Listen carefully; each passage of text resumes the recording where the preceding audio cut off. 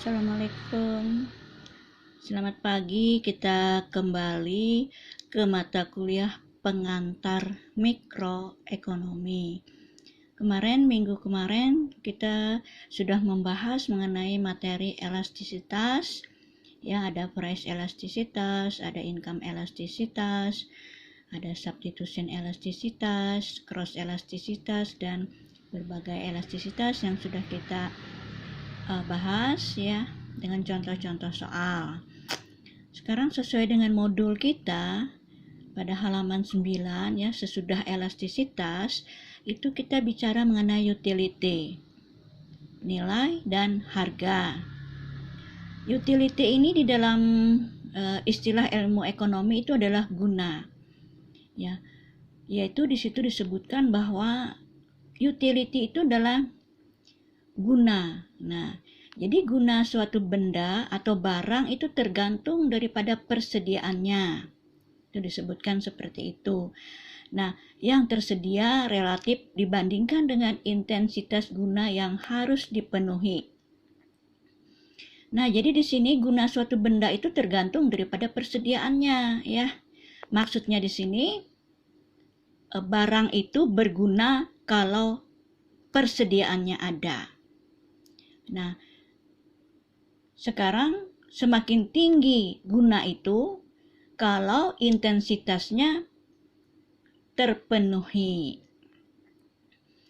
Di sini saya berikan contoh ya. Sebuah botol yang berisi air. Nah, sewaktu hawa sedang panas, si botol air tadi mempunyai tingkat kegunaan yang tinggi bagi orang yang haus, yang sangat haus. Berarti si air tadi berguna karena intensitasnya, ya, persediaannya. Kemudian botol kedua mungkin masih digemari, ya. Tetapi kepuasan yang diberikan kurang dibandingkan dengan botol yang pertama. Nah, di sini disebutkan bahwa guna atau utility yang diberikan oleh sejumlah botol yang berisikan air berturut-turut itu makin kecil, makin mengecil. Yang akhirnya tidak memberikan guna sama sekali kepada orang yang bersangkutan. Nah, seperti itu ya. Guna itu tergantung daripada intensitas dan persediaan. Semakin banyak persediaan daripada barang, guna barang itu menjadi turun atau menjadi kecil. Nah, di situ tadi kan saya dicontohkan, kita pada saat sedang olahraga misalnya, lagi haus selesai olahraga, disediakan ada 5 botol atau 3 botol air.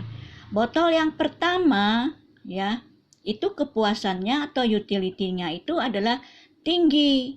Nah, kemudian kita tambahkan, kita minum lagi di botol yang kedua. Kita bandingkan kepuasan yang botol pertama dengan yang botol kedua itu sudah tentu beda.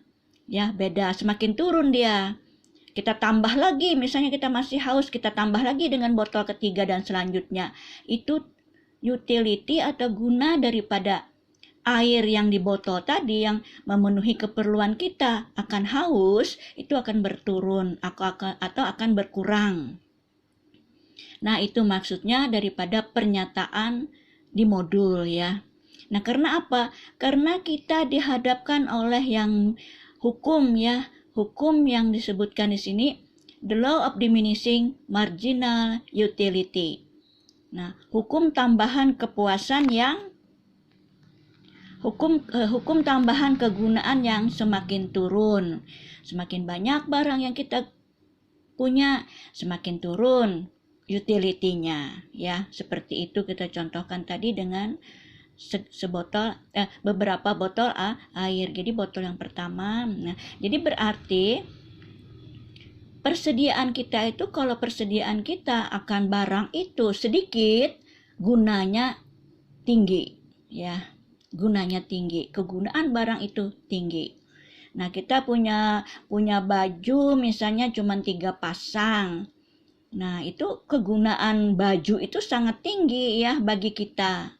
Nah, dibandingkan dengan kita punya 3 lemari. Nah, kalau 3 lemari kan kegunaan daripada pakaian kita itu kurang.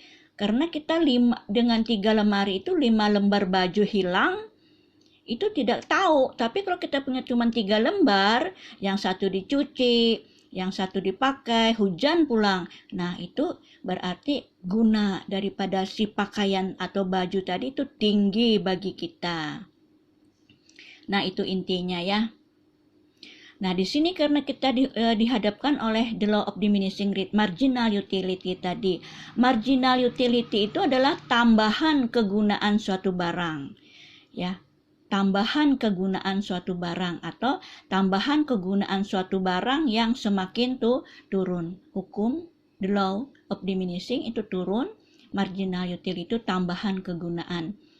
Nah, jadi kalau kita tambah barang itu, utility kita itu akan berkurang. Kita juga dihadapkan oleh hukum Gassen yang pertama, yang berbunyi, bila pemenuhan kebutuhan dilakukan terus-menerus, maka kenikmatannya terus-menerus berkurang, sehingga tercapai kepuasan. Nah, seperti yang saya contohkan tadi ya. Nah, kalau sudah tercapai kepuasan, maka sampai disitulah titik optimum kita terhadap barang itu. Nah, ini saya contohkan lagi tadi ya. Nah, di sini juga saya contohkan kembali ya. Kalau kita dihadapkan oleh hukum Gassen tadi, misalnya kita sedang haus ya, sedang olahraga, habis olahraga. Nah, ini kita disediakan 5 gelas air minum. Mula-mula diminum gelas pertama. Nah, itu haus belum hilang. Gelas kedua, nah, itu juga masih belum memberikan haus kita selesai. Nah, tapi kita bisa membandingkan gelas pertama dengan gelas kedua, itu beda kepuasannya. Gelas kedua itu sudah kurang ya, sudah kurang kepuasannya dari gelas pertama. Demikian juga dengan gelas ketiga. Nah, tambah turun lagi tuh dia. Dan seterusnya yang akhirnya tidak memberikan manfaat lagi. Jadi kalau kita terus saja menambahi minum, akhirnya bikin mudarat, sakit parut lah, muntah lah. Nah, itu ya. Nah, disebutkan juga di situ bahwa marginal utility gelas kedua lebih rendah dari yang pertama. Artinya, marginal utility dari kelas ketiga sudah berkurang lagi. Jadi marginal utility yang kedua sudah kurang dari pertama, marginal utility dari gelas ketiga juga berkurang lagi dari gelas yang kedua. Demikian pula gelas yang keempat dan kelima. Akhirnya saya katakan tadi, kalau kita paksakan, akhirnya tidak memberikan manfaat apa-apa bagi kita. Ya, semakin banyak barang yang kita punya, nah, akhirnya tidak memberikan manfaat apa-apa. Nah, itu yang disebut dengan diminishing marginal utility. Tiap gelas makin lama semakin kecil, ya. Kemudian ada dari utility ini, itu ada istilah total utility. Itu adalah jumlah kepuasan yang diperoleh dari konsumen atau pemilik suatu barang. Nah, jadi jumlah kepuasan tadi. Kalau marginal utility itu adalah tambahan kepada jumlah guna seluruhnya, yang disebabkan oleh pertambahan satu satuan dalam tingkat konsumsi atau oleh pertambahan satu satuan dalam persediaan barang yang dimiliki. Nah, jadi tambahan barang itu disebut dengan marginal utility. Nah, di sini kita berikan suatu contoh ya. Contoh daripada dalam suatu tabel ya, tabel. Nah, ini dari tabel itu bisa kita lihat ya. Kita lihat pada saat kita punya 1 unit barang, kalau bisa diangkakan total utility atau jumlah kepuasan kita itu adalah 10, atau guna barang itu adalah 10. Total guna barang itu adalah 10. Nah, kemudian kita tambah lagi quantity demand-nya menjadi 2. Nah, itu total utility-nya akan menjadi 15. Nih kalau kita bisa angkakan. Seterusnya, di sini semakin bertambah barang yang kita punya, 1 unit yang kita tambahkan, tadinya punya 1 menjadi 2, menjadi 3, menjadi 4 sampai menjadi 7 ya, sampai 7 aja itu. Kegunaan barang itu pun naik. Nah, dari 10, 15, 18, 19. Nah, tapi pada saat quantity demand yang kelima, dia tetap. Nah, total utility-nya tetap 19. Nah, kemudian pada saat quantity demand-nya 6, yang kita punya 6, kita tambah dari 5 menjadi 6, itu total utility-nya tuh turun. Nah, karena kita dihadapkan oleh diminishing tadi, menjadi 17 misalnya. Kemudian dari 6 ke 7 kita tambah terus, akhirnya ke 14 akhirnya. Tujuan kita menambah barang itu bukan menambah manfaat lagi. Nah, sekarang tambahan manfaat daripada barang yang kita tambah, nah itu melihatnya di marginal utility. Jadi tambahan barang tadi memang bergunakah tidakkah bagi kita? Nah, itu melihatnya di marginal utility. Nah, ini kan kosong. Nah, kosong. Nah, untuk mengisi marginal utility di sini itu dengan menggunakan ini. Marginal utility itu adalah sama dengan perubahan total utility dibagi perubahan quantity. Saya contohkan, perubahan total utility ini kan dari 10 ke 15 itu adalah 5. 5 kan perubahan quantity demand itu adalah 1. 5 bagi 1 itu adalah 5. Nah, kemudian dari 15 ke 8, kita taruh di sini 5 ya. Nah, kemudian dari 15 ke 18 itu kan 3. 3 bagi 1 ini kan intervalnya 1 semua nih. Jadi pembaginya 1 semua. 3. Nah, taruh di sini 3. Di baris kedua ya, untuk marginal utility itu tambahan menulisnya di baris kedua. Kemudian dari 18 ke 19 itu kan 1 dia. Nah, 1 bagi 1 kan 1. Nah, dari 19 ke 19 itu adalah 0 dia. 0 bagi 1 itu adalah 0. Nah, kemudian dari 19 ke 17 itu min dia. Ya kan, min karena angkanya turun. Saya katakan kemarin kalau angkanya turun itu hasilnya minus 2. Minus 2 ini dibagi 1 karena interval di sini kan 1. Nah, jangan lupa membagi ke quantity demand karena rumusnya itu adalah seperti ini, delta utility bagi delta quantity demand. Ini kebetulan satu perubahannya. Bisa saja nanti contoh soal itu ada 3, ada 4, ada 5 ya. Jadi pembaginya di sini harus diperhatikan. Di sini kebetulan contohnya di sini adalah 1 semua. Nah, kita lanjutkan. 17 ke 14 itu juga adalah minus dia. Nah, minus 3. Minus 3 di sini dibagi 1 lagi. Interval dari 6 ke 7 ini kan 1. Nah, jadi di sini itu adalah minus 3 kita isi untuk marginal utility.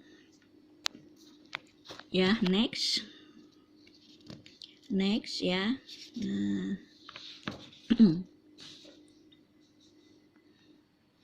Nah, dari tadi ya, dari tabulasi tadi itu kita bisa bikin grafis. Nah, ini grafisnya. Ya. Kita hubungkan saja. Yang pertama itu tadi adalah kita bikin grafisnya itu adalah total utility dulu. Ya, lihat tabel total utility di tabel. Nah, itu quantity demand 1, total utility-nya 10. Lihat 1 dengan 10 kan. Nah, 1 di sini ambil garis 10. Nah, kita hubungkan 1 dengan 10 ini, kita punya titik di sini. Ya, ini ada garis-garis putus kan. Nah, kemudian 2 dengan 15. 2 kuantitinya 2. Kita hubungkan lagi di sini 15. Ini 15 kan di bawah 16 tuh 15. Pertama kali yang kita bikin garis tadi seperti biasa. Garis ini dulu. Nah, ini baru garis. Nah, garis horizontal ini adalah garis quantity demand dia di sini. Ini jumlah barang yang diminta. Kalau yang di atas ini adalah garis total utility, tulis dan marginal utility. Nah, kembali lagi tadi 2 dengan 15. 3 dengan 18 hubungkan lagi. 3 dengan 18 dapat lagi titik di sini. Total utility-nya 18, nah dapat titik di sini. 4 kuantiti 4 dengan 19. Nah, taruh di sini lagi. 19 4, 5 dengan 19 lagi. 5 kuantiti demand-nya, taruh lagi di sini 19 dapat titik lagi. Ya. Nah, kemudian 6. 6 dengan 6 dengan 17. Nah, 6 dengan 17, taruh lagi 17 di sini, sambung dengan 6, itu dapat titik-titik lagi. Nah, titik-titik seperti ini dapat lagi ya. Ini titiknya. Kemudian terakhir itu adalah 7 dengan 14. Nah, jadi 7 di sini ya dengan 14 di sini. Nah, garis ini ketemu, kita dapatkan titik. Ya, titik ini. Nah, menggambarkannya titik-titik tadi kita sambung. Nah, kita pertama kan tadi 10 di sini. Nah, 10 ini kita ambil garis sambung dengan titik-titik yang kita temukan dari angka tabel, dapatlah total utility. Nah, sekarang marginal utility pun demikian. Kita lihat lagi hasil tabel. Nah, hasil tabel kita 1 dengan 5. Nah, bukan 1, 2 ya. 2 dengan 5. Karena baris kedua yang kita isi. 2 dengan 5. Nah, ambil di sini ya, 5 titiknya. Kemudian 3 dengan 3. Nah, 3 ambil lagi garis 3 ini 3 ya di sini ya. 3 di bawah 4, 3. Kemudian 4 dengan 1. Nah, kuantiti 4, total garis yang di sini itu adalah 1. Ini garis ini garis total utility dan garis marginal utility. Ini 2 ini nyambung ya, 2 untuk 2 total utility dan marginal utility. 5. Kita punya kuantiti di 5, marginal utility-nya itu adalah 0, taruh di sini 0. Ya. 6, kuantiti 6-nya itu adalah min 2. Berarti di bawah 0 garisnya ya. Kita bikin garis di sini, min 2, kita sambung ke 6 tadi. Nah, ketemu titik ini. Ya, ketemu titik ini. 7 demikian juga. 7 itu kan kuantiti 7 itu kan marginal utility-nya itu adalah 3, minus 3. Taruh di sini minus 3, ketemu ini 7, garis-garis, garis tipis-tipis. Nah, akhirnya dapat ini 7. Nah, untuk menarik garis marginal utility dari sini tadi lagi. Nah, kita tarik garis di sini, nyambung ke titik-titik yang ketemu tadi. Nah, dapatlah marginal utility. Ya kan? Kita ngambilnya di 10 ini ya. 10 tarik garis, nah ambil titik-titik yang ketemu dari tabel yang kita sambungkan antara kuantiti demand dengan marginal utility angkanya. Nah, di sini 0, di sini minus 2, di sini adalah minus 3. Akhirnya grafis itu seperti ini. Nah, seperti ini grafisnya ya. Nah, kita lanjutkan. Dari kurva di atas kita dapat menarik kesimpulan hubungan ya, hubungan antara total utility dan marginal utility. Nah, selama marginal utility positif, total utility-nya naik. Nah, di sini marginal utility-nya positif. Nah, positif kan ini total utility-nya naik. Nah, total utility-nya naik. Nah, kalau 0 dari 0 kan tetap dia tetap dia di sini ya. 19 marginal utility-nya. Nah, tetapi yang kedua, selama marginal utility ini kalau marginal utility negatif, total utility-nya turun. Nah, ini kan negatif dia. Minus 2, minus dari 0 ini kan sudah kelihatan total utility kita turun. Nah, dari 6 unit turun dia grafisnya. Nah, seperti itu kita membaca grafis. Kita membaca grafis. Nah, seperti itu. Jadi turun dia. Kalau dia masih positif marginal utility-nya, berarti total utility-nya naik. Tapi kalau begitu marginal begitu 0 sudah mulai turun dia. Nah, ini minus 2, ini minus 3. Nah, berarti garis marginal total utility-nya itu adalah turun. Nah, itu penjelasan daripada grafis. Yang ketiga, pemenuhan kebutuhan akan diteruskan hingga total utility mencapai maksimum atau marginal menjadi 0. Nah, di mana kepuasan konsumen itu atau maksimalnya konsumen itu, yaitu pada saat marginal utility-nya 0. 0 ini kan di 5. Nah, berarti maksimal daripada kita punya barang itu di 5. Nah, seperti tadi misalnya barang yang kita punya itu tambahannya itu hanya sampai di 5, maksimalnya kita di 5. Nah, kalau kita masih tambah menjadi 6, marginal utility kita itu akan turun dia. Percuma, sia-sia, tidak ada bermanfaat tambahan barang kita. Kalau kita memaksakan menjadi 6, menjadi 7. Seperti yang contoh saya tadi adalah minum tadi. Minum tadi mungkin kita batas minum kita itu maksimal kita itu udah di 5 gelas. Nah, tapi kalau kita masih menambah ke gelas ke-6, gelas ke-7, itu kita malah akan muntah, malah bikin perut sakit, malah bikin mudarat. Nah, itu artinya tambahan kegunaan daripada barang itu tidak bermanfaat bagi manusia karena marginal utility-nya itu adalah minus. Jadi maksimalnya itu kalau marginal utility kita itu adalah 0. Lihat di tabel. Di mana di tabel 0? Nah, pada saat di quantity demand 5. Nah, seperti itu ya. Udah. Nah, kemudian untuk nilai dan harga. Kalau nilai dan harga ini, kalau barang itu punya nilai, kalau punya kemampuan untuk ditukar dengan barang lain secara bebas, itu punya nilai dia. Nah, kalau barang itu bisa kita tukarkan dengan ditukar dengan barang lain secara bebas, itu barang itu bernilai. Nah, nilai suatu barang itu kalau kita uangkan, ya, kalau kita uangkan itu disebut dengan harga. Ya, barang itu bernilai. Nah, baru dia punya harga. Kalau barang itu tidak bernilai bagi manusia, bermanfaat bagi manusia, barang itu tidak berharga. Itu intinya ya. Barang itu punya nilai. Nah, bernilai karena punya keperluan manusia. Nah, kemudian karena bernilai lalu berharga. Nah, apa itu harga? Harga itu kalau kita tukar dengan barang lain, dinyatakan dengan suatuan barang, maka disebut dengan harga. Ya, bisa berharga itu bisa dengan uang, bisa kalau kita sistem barter dulu bahari itu sistem barter. Nah, kalau bisa barang itu bisa ditukarkan dengan barang lain, itu berarti barang itu berharga, mempunyai harga.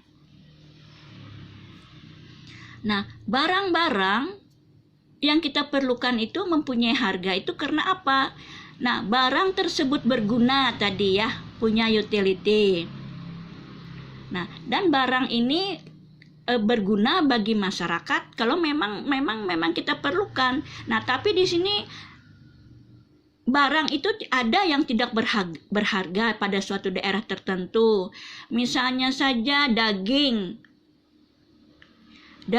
misalnya di sekomplekkan tempat saya ini, misalnya ya di Perumnas ini, sekomplekkan ini vegetarian itu berarti tidak makan daging, kadang makan iwak, kadang makan macam-macam, makan sayur tempe, tahu. Nah, maka daging, iwak dan lain sebagainya itu tidak berharga ya.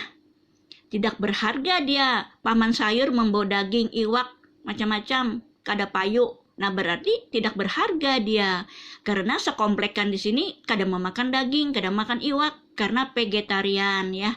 Hanya makan tahu dan makan sayur aja. Nah, itu maksudnya. Nah, berarti kan daging itu tidak berguna. Jadi barang itu berguna ya, baru mempunyai harga. Kemudian barang yang kedua, barang itu scarce, artinya jarang. Jarang dibandingkan dengan penggunaannya. Nah, Misalnya barang itu ada di mana-mana, ya, ada di mana-mana. Contohnya saja udara. Nah, udara ini kan kita ini sangat berguna sekali bagi manusia. Udara nih, coba kededa udara.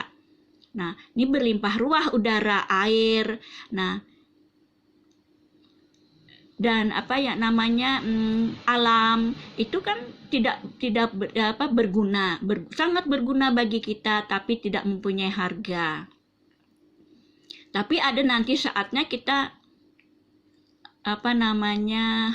udara ini berharga, misalnya garing. Nah, garing kedok obi hinak. Nah, itu kan kita perlu oksigen. Oksigennya itu adalah manukar, beli dia lalu berharga.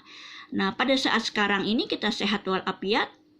Nah, alhamdulillah udara yang bebas merdeka yang kita hirup yang sangat berguna untuk kehidupan kita tanpa beli. Nah, itu namanya tidak berharga walaupun sangat berguna bagi manusia.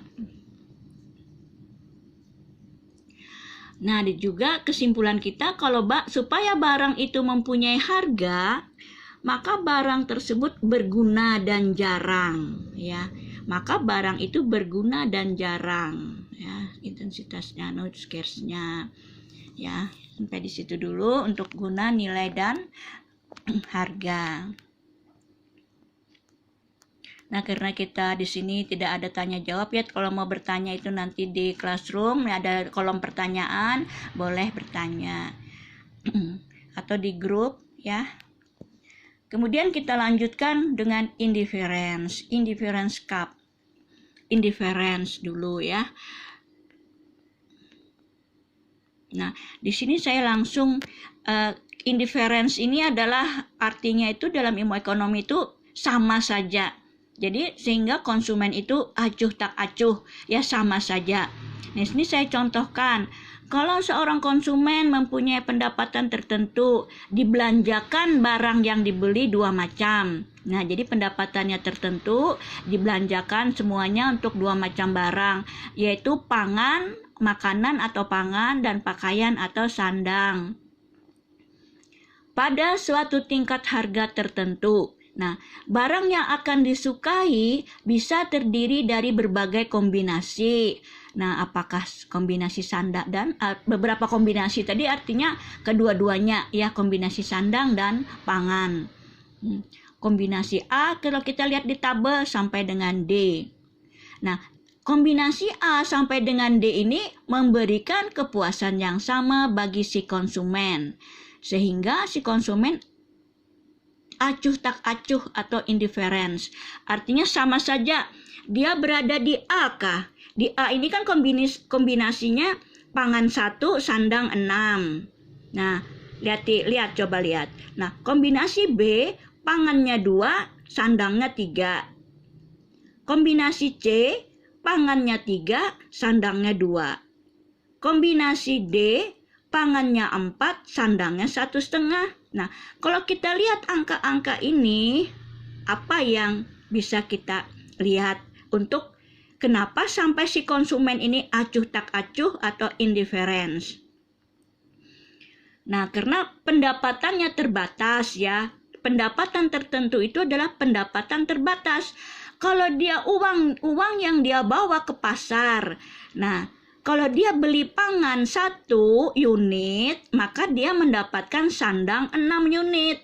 Nah, tapi kalau dia ingin menambah pangan, ya, menjadi 2 unit, sandangnya harus dikurangi. 6 bagi 2 itu adalah 3. Nah, jadi 3 unit dia mengorbankan sandang hanya untuk menambah 1 unit pangan. Nah, kemudian kita tambah lagi dari 2 menjadi 3. Nah, pangannya. Jadi sandang yang dia dapat dia kurangi lagi. Yang tadinya 3 menjadi 2. Artinya 6 bagi 3 itu adalah 2. Kemudian pangannya 4. Nah, sandangnya itu adalah 6 bagi 4 itu 1,5. Artinya, kalau dia ingin makan banyak, baju dikurangi. Nah, iyalah 1 unit pangan harus mengorbankan 3 unit sandang. Semakin banyak makan, semakin kurang sandang yang harus kita punyai. Seperti itu, karena asumsi kita pertama yang di atas tadi kan kalimatnya konsumen mempunyai pendapatan tertentu. Pendapatan tertentu itu adalah pendapatannya terbatas. Kalau keinginan konsumen kan makan banyak, baju banyak. Nah, tapi karena pendapatannya terbatas di sini tertentu, sehingga dia hanya punya kombinasi seperti ini. Ya, 1 dengan 6 pangannya, makan tambah hendak 2 kali menjadi paksa nukar sandang, nukar baju dikurangi. Nah, itu intinya ya. Mudah-mudahan bisa diterima. Itu sudah kita lakukan dalam kehidupan sehari-hari. Next.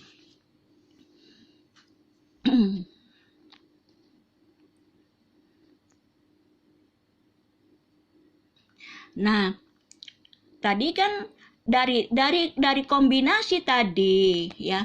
Dari kombinasi tadi itu kita bisa bikin grafis. Nah, dari tabel tadi seperti yang biasa saya jelaskan. Nah, ini sandang ya. Sandang. Pangan.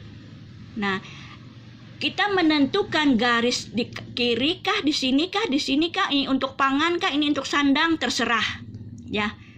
Saya sukanya kalau angkanya tinggi, sandang dengan pangan ini kan jumlahnya yang banyak itu adalah sandang 6 kan, pangan cuma 4. Jadi saya taruh pangannya di sini, sandangnya di sini supaya bagus grafisnya. Tidak ada larangan juga membikin pangannya di sini ya. Sandangnya di sini tidak jadi masalah ya. Nah, jadi kita taruh di sini, saya taruh di sini, sandangnya di sini, nah pangannya di sini. Nah, dari sini kan kita bikin lagi tadi seperti biasa 1 2 3 4 5 sampai 6.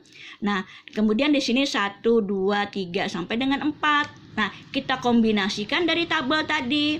Misalnya kombinasi A itu kan 1 dengan 6. 1 dengan 6, satunya pangan, 6-nya sandang. Kemudian kombinasi B. Kombinasi B itu kan 2 dengan 3. Pangannya 2, sandangnya 3. Ketemu dia di sini. Nah, garis ini kita hubungkan seperti tadi, seperti biasa. Kemudian di kombinasi C. Kombinasi C ini kan sandangnya, pangannya 3. Sandangnya 2. Nah, ketemu dia di sini kombinasi C. Kemudian kombinasi D itu adalah 4. 4 dengan 1,5 sandangnya. Nah, di sini. Ya, dari titik-titik tadi ya, titik-titik tadi kita garis di sini.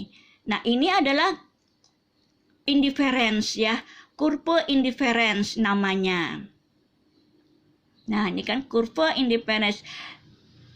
Dari tabel di atas kita dapat membuat kurva indifference. Nah, ini namanya kurva indifference. Ya.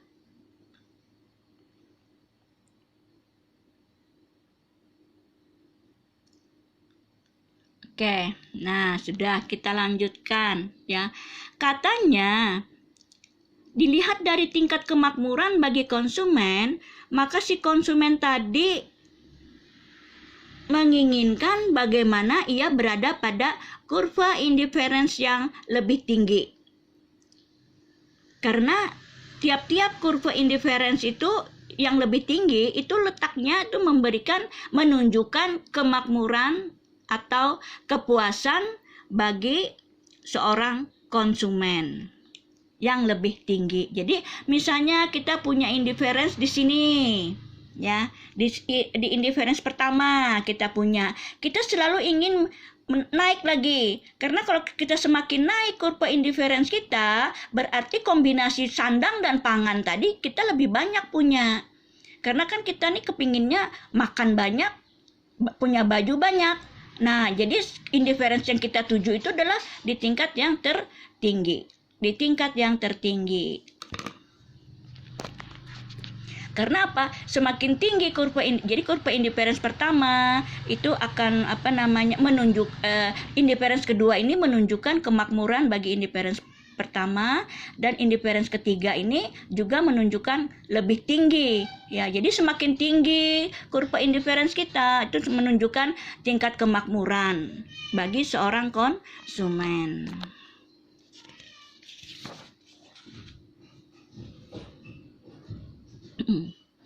Nah, itu dulu ya, nanti untuk budget lain kita lanjutkan minggu depan. Assalamualaikum warahmatullahi wabarakatuh.